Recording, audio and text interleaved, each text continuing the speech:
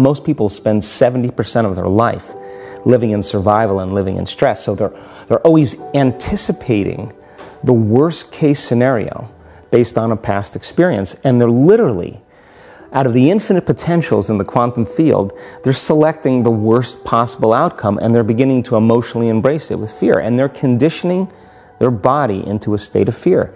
Do that enough times, body has a panic attack without you. You can't even predict it because it's programmed subconsciously. So people become addicted to the rush of those emotions, and they use the problems and conditions in their life to reaffirm their limitation, so at least they can feel something. So now when it comes time to change, you say to the person, why are you this way? Well, every time they recall the event, they're producing the same chemistry in their brain and body as if the event is occurring, firing and wiring the same circuits and sending the same emotional signature to the body. Well, what's the relevance behind that? Well, your body is the unconscious mind. In a sense, if you're sitting down and you start thinking about some future worst case scenario that you're conjuring up in your mind, and you begin to feel the emotion of that event, your body doesn't know the difference between the event that's taking place in your world, outer world, and what you're creating by emotion or thought alone. So most people then, they're constantly reaffirming their emotional states. So when it comes time to give up that emotion, they can say, I really want to do it, but really the body is stronger than the mind because it's been conditioned that way. So the servant now has become the master. And the person, all of a sudden, once they step into that unknown, they'd rather feel guilt and suffering because at least they can predict it. Being in the unknown is a scary place for most people because the unknown is uncertain. And people say to me, well, I can't predict my future. I'm in the unknown, and I always say the best way to predict your future is to create it. Not from the known, but from the unknown. What thoughts do you want to fire and wire in your brain? What behaviors do you want to demonstrate in one day? The act of rehearsing them mentally, closing your eyes, and rehearsing the action. The rehearsing the reaction of what you want, or the action? Yeah, the action of what you want. By closing your eyes and mentally rehearsing some action. If you're truly present, the brain does not know the difference between what you're imaging and what you're experiencing in 3D world. So then you begin to install the neurological hardware in your brain to look like the event has already occurred. Now, your brain is no longer a record of the past. Now it's a map to the future. And if you keep doing it, priming it that way, the hardware becomes a software program. And who knows, you just may start acting like a happy person. And then I think the hardest part is to teach our body emotionally what the future will feel like ahead of the actual experience. So what does that mean? You can't wait for your success to feel empowered. You can't wait for your wealth to feel abundant.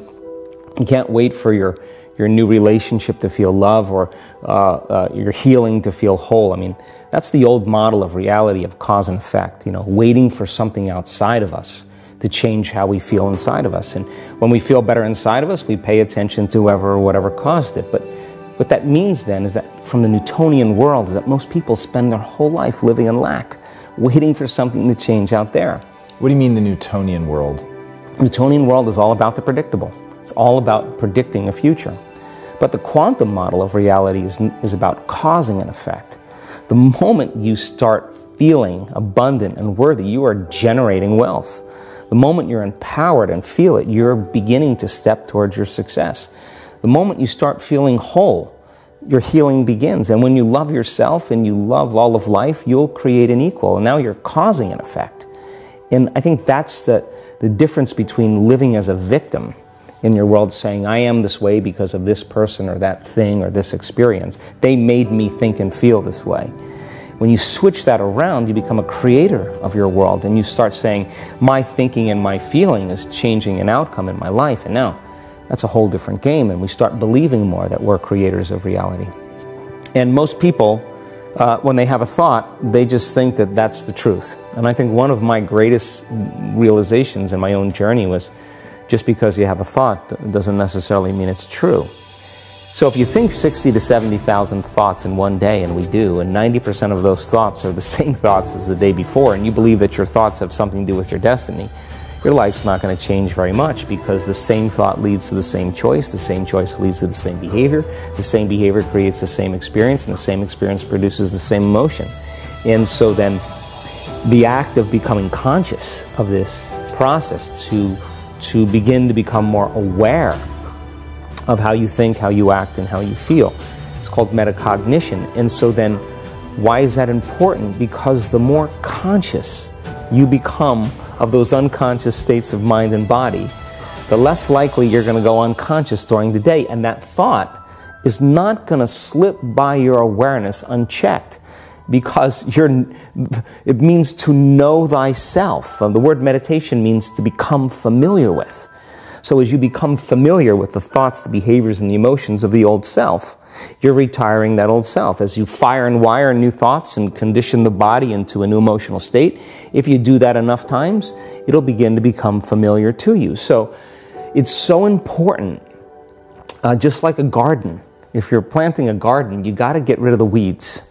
You got to take the plants from the past year and you got to pull them out. The rocks that sift to the top that are like our emotional blocks, they have to be removed. The soil has to be tenderized and broken down. We have to make room to plant a new garden. So primarily, we learn the most about ourselves and others when we're uncomfortable. Because the moment you move into that uncomfortable state, normally a program jumps in. When that program jumps in, it's because the person doesn't want to be in the present moment and engage it consciously. If you're not being defined by a vision of the future, then you're left with the old memories of the past, and you will be predictable in your life. And if you wake up in the morning and you're not being defined by a vision of the future, as you see the same people and you go to the same places and you do the exact same thing at the exact same time, it's no longer that your personality is creating your personal reality. Now your personal reality is affecting or creating your personality. Your environment is really controlling how you think and feel unconsciously. Because every person, everything, every place, every experience has a neurological network in your brain. Every experience that you have with every person produces an emotion. So some people will use their boss to reaffirm their addiction to judgment. They'll use their enemy to reaffirm their addiction to hatred.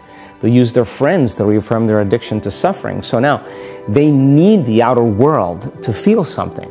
So, to change then is to be greater than your environment, to be greater than the conditions in your world, and the environment is that seductive. So then, why is meditation the tool? Well, let's sit down, let's close our eyes, let's disconnect from your outer environment. So if you're seeing less things, there's less stimulation going to your brain. If you're playing soft music or you have earplugs in, less sensory information coming to your brain, so you're disconnecting from your environment.